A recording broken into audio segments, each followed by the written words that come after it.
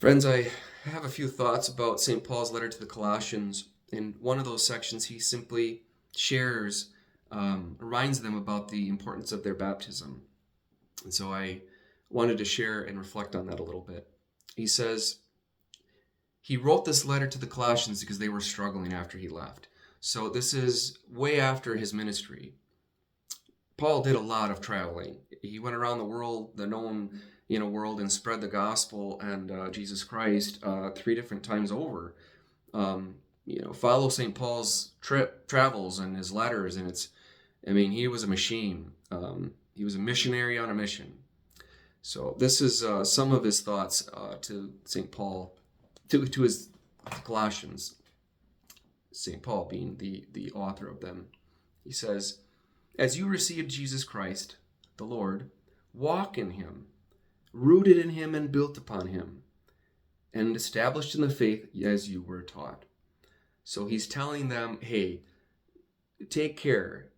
Walk with Christ. You received him in your baptism. Be careful. And he continues, he says, "See to it that no one captivate you with an empty, seductive philosophy." So there are other religions and philosophies and ideas, and this is an age of time where there was no books, there was no education system. It was way old school. You either had to get an apprenticeship with a spiritual guru or a philosopher king or some, it was expensive. Only the rich could afford it to be educated. There was no school to go to go to. It was a class system, and if you were not born into wealth, you most certainly weren't going to learn how to read on your own, let alone do arithmetic. These were advanced things and knowledge that no one could just have. You had to gain that knowledge from someone. So St. Paul and the apostles, they're going around teaching this new this way of Christ, which is Christianity in its early years. But he warns about other philosophies that would take them away from Christianity and Christ. He warns them about the traditions of men and according to the powers of the world and not of Christ. So St. Paul's warning, he's sending them a nice little letter, helping them to remember their teachings, remember what he taught them, remember their baptism, etc. And he goes on to say, you were buried with him in your baptism, in which you were also raised with him. He emphasizes the power of their baptism by connecting it with God's divinity.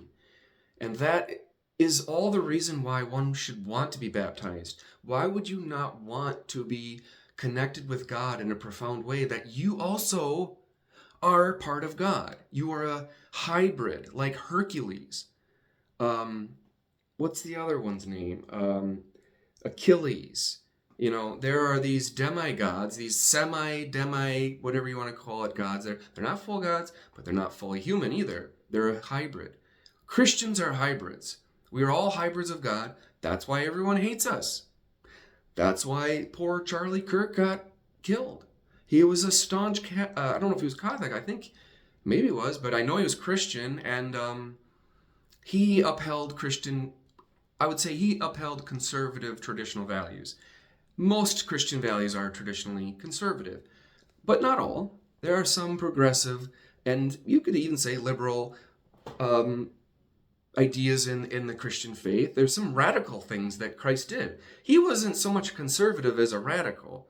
So it's just how you understand the truth of what is being, how do you live out truth in your life, in your baptism?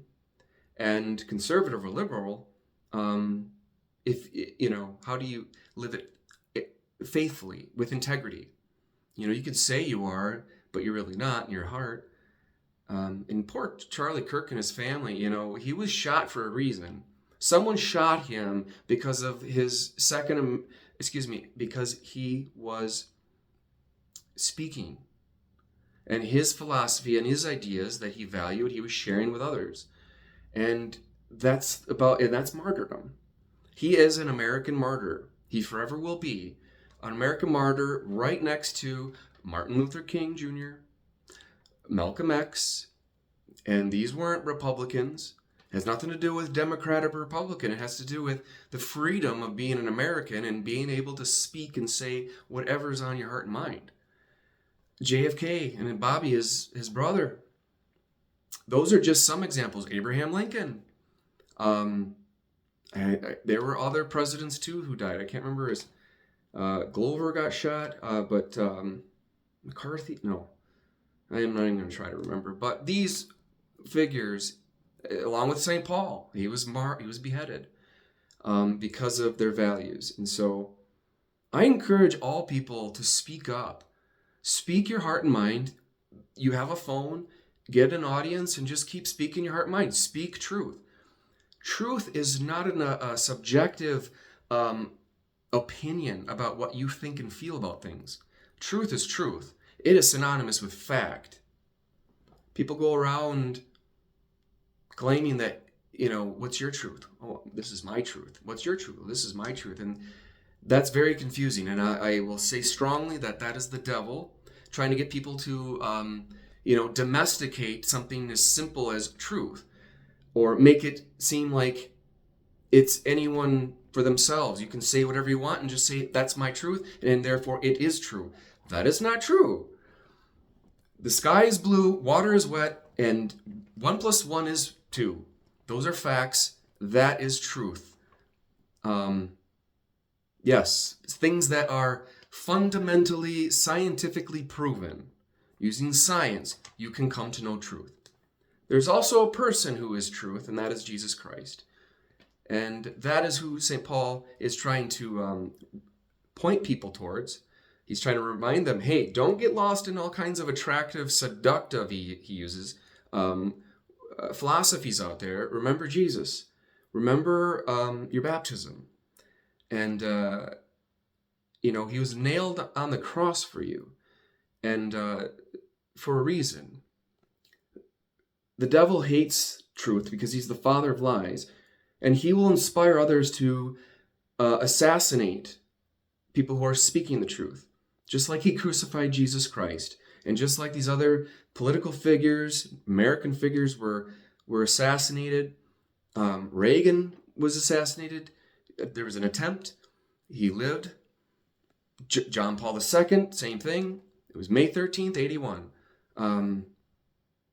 Point is that it's a dangerous world out there.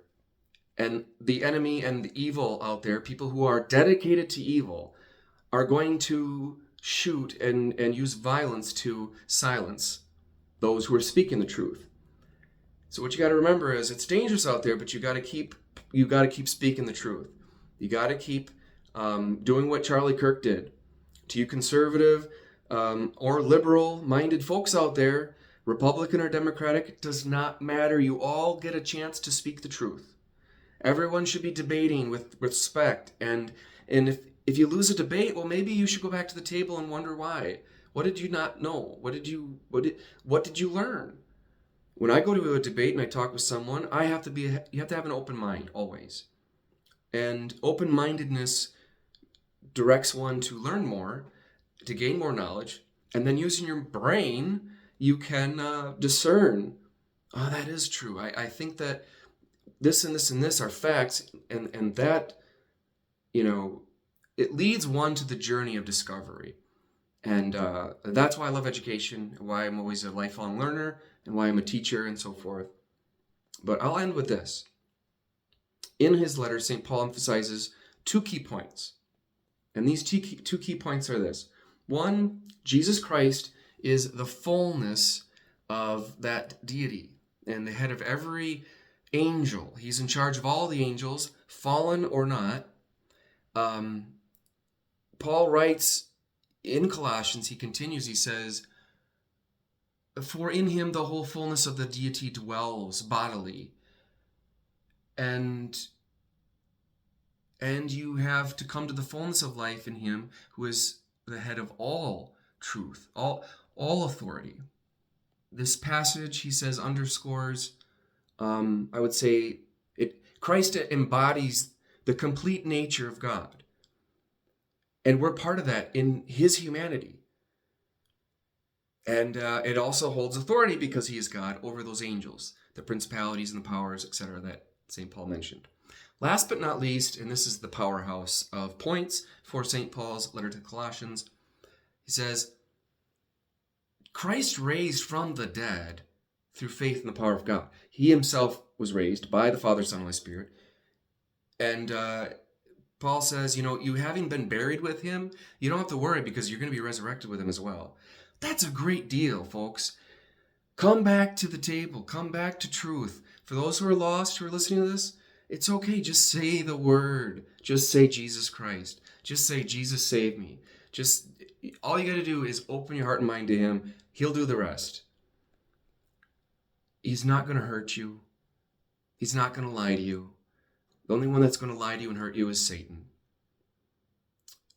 He says, having been buried in him in baptism, he said, you were also raised with him through the faith and power of God, your resurrection. Anyways, he's trying to reemphasize how important baptism is for the sake of resurrection. So if you want to be resurrected someday, you want to live in immortality, it seems to be the answer to all philosophy. It all leads to the problem of death, and immortality is the answer. But there's no way for that other than Christ, other than God, who has the power to do so.